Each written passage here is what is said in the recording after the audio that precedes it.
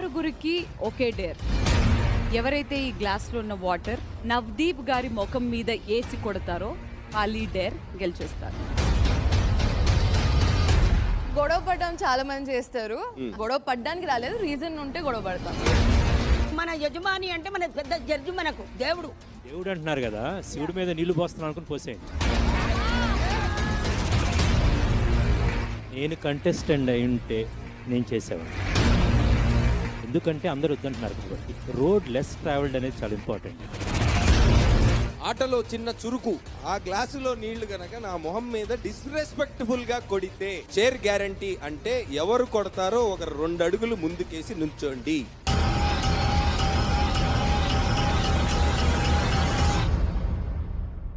మనీష్ వచ్చాడు.